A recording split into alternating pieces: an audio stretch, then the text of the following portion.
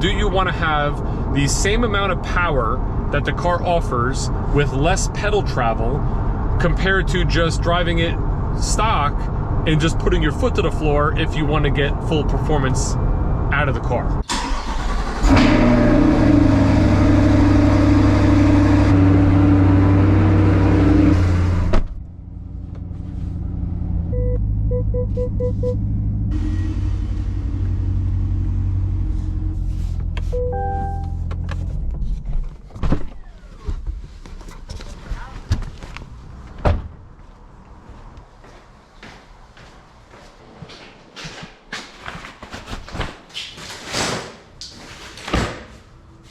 Ladies and gents, today's mod day. We're in the garage. We're gonna work on the Corvette and do a couple things. Actually, I'm just gonna talk about something I already done. I installed the Soler Performance Throttle Controller.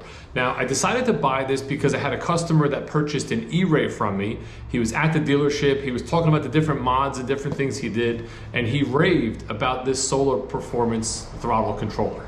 To give you a little background on why I bought it, we're gonna have to step into the Equinox EV and take a little drive. I know exactly what you're thinking. What does an Equinox EV have to do with a throttle body controller for a Corvette, right? Well, it's all about throttle response. See, the throttle controller provides no additional power to the car. No horsepower, no torque. It's just remapping the throttle response as you hit the pedal. Now, what's great about an electric vehicle is you have instant power. As soon as you tap that throttle at any point in time, you have instant power, nearly instant torque, as they say. And in this Equinox EV, it's actually quite impressive. Now, when you drive an electric vehicle for a long time, like I've been doing, and you go back into a gas vehicle that has to shift gears and find RPM ranges, and there's a transmission, and it's more of a, what I like to sometimes say, an archaic form of transportation compared to the beautiful and luxurious drive of an electric, you sort of immediately notice the lag in the car, in the pedal, as you're waiting for a gear to shift, or maybe as you come around a corner and you accelerate, it doesn't shift really the way you thought it was going to shift. And the throttle performance controller, in my mind, might take out that lag. I have my laptop here. We're going to go right on Soler Performance's website and take a look at the product and sort of what they say about it. And if you scroll down right to here, the benefits: controls pedal sensitivity, allowing the driver to adjust an otherwise widely considered non-linear, slow or spongy pedal response or pedal mapping. This increases the sensation of acceleration and power, very important for driving pleasure in a finely tuned sports car like the C8 Corvette. Now, they do say it's a complement to their throttle body, which I did not buy. However, if Soler Performance watches this video and they want to send me a throttle body, I will for sure make a video, put it in the car, and give you my thoughts. You can send that to this address. It then goes on to say it's a plug and play modification, it is warranty safe, and it says it's easy to install, takes like 15 minutes, very minimal tools. I'm not gonna do an install video because I already have it in the car, but I'll just go through the process and explain what had to be done. If we go onto this graph here, you can see these are the different levels because there's different mappings that you can select both on a throttle controller, a dashboard controller, which I have installed in a car, or on a mobile app on your phone. You can keep it in OEM, there's comfort, there's sport, there's ludicrous, there's drag strip, there's an AI mode. There's a bunch of different software mappings, and you can kind of see on the graph here what kind of performance or what kind of throttle response you're gonna get with each one. The next slide here is sort of an OEM or a stock setup on how the pedal transmits information to the ECM and then to the throttle body. And this next slide here is the one that shows the difference with the Soler Performance Total Throttle Controller setup. That does include their throttle body, which again, I do not have installed on my car. Anyway, that's the basic information. Let me show you how to install it.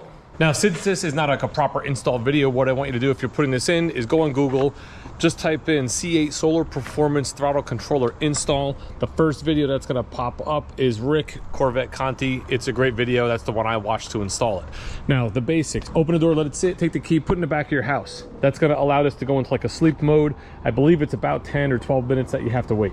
Once you do that, you're gonna climb yourself in here in the bottom of your footwell and locate the gas pedal, and then you're gonna find this little rubber cover here that peels off. There's a 10mm bolt under there you're gonna have to take off. Once you take that off, this pedal is actually hooked on at the bottom. You're just gonna have to maneuver it and you're gonna take the whole pedal off. Once you take the pedal off, you're going to see there's a plug on the top of it. Now what you're gonna do is you're gonna unplug the gas pedal and you're gonna plug in the Soler Performance Throttle Controller.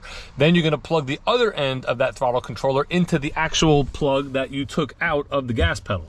Once you do that, there's a really great spot behind all this carpet here that you can hide the wire. Now most people will tell you to take the wire and kind of run it up along the carpet here. You pull this panel, you can run the wire behind it. Eventually it will come out right around here and you can keep the throttle controller in your console hidden away. The reason most people do that is because you're probably going to use the mobile app to control the different drive modes you want to be in, whether it be original equipment, comfort, sport, ludicrous, drag race, AI, valet, weather, or economy. So you could just basically select which one you want as you're driving and it will automatically change to that throttle response mapping. I, however, wanted to see my throttle controller dash unit. So what I did was I actually ran the wire up along the back of this panel through here.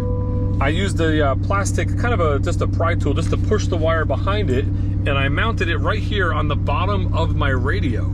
So on the right-hand side of the radio now, I have that little display. It's in a good spot that if I had to unplug the USB, I could do that. By the way, never unplug it unless the vehicle is off, the door is open, and the key is in the back of your house, somewhere far from the vehicle, and the vehicle is in that sleep mode. Because if you unplug it now, I think it causes something, and then you might have to go to a dealer to get something done. I'm not 100%. I saw that somewhere in a video. Anyway, what do you think? It's low, it's out of the way, it kind of blends in with the radio, and it just fits perfectly right there.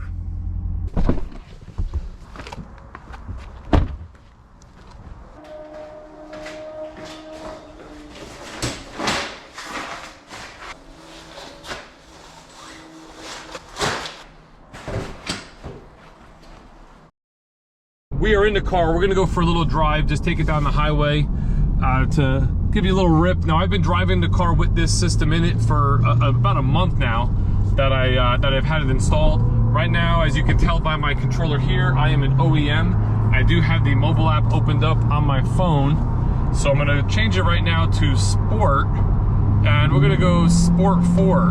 Now you can hear that revved up like that automatically just by changing to the setting. My foot placement did not change. It's the mapping that changed, and based where my foot was on the accelerator, it wanted to accelerate and it downshift that gear. Now, my thoughts on the product. It does everything it says it's gonna do. It's 100% accurate as far as how it describes how it's going to operate, the ease of install, and what you get out of the car. The question is, am I satisfied with it or happy with it? Now, ultimately, like I brought up the Equinox EV earlier today, my thought process was to take the lag out without downshifting gears, right? If that makes any sense. So the idea would be, I'm on the highway right now, I'm in 8th gear, I want to accelerate a little bit, but I don't want to, see immediately, right to 7th. I don't want to necessarily downshift the gear. I want to find that instant torque or that nearly instant torque in between those gear shifts. And I don't quite know that this does that. It might. The problem with this car is, and it's not really a problem, the thing with this car is the dual clutch transmission shifts so fast that, like right now I am in 8th gear, I'm at 70 miles an hour, and if I just tap the throttle a little bit, that went right down to 5th. And I'm talking, I use like no throttle whatsoever. So the question is, do you need that? Do you need to have the same exact performance with the car by pushing the... Do you want to have the same amount of power that the car offers with less pedal travel compared to just driving it stock and just putting your foot to the floor if you want to get full performance out of the car? That's the question in my mind.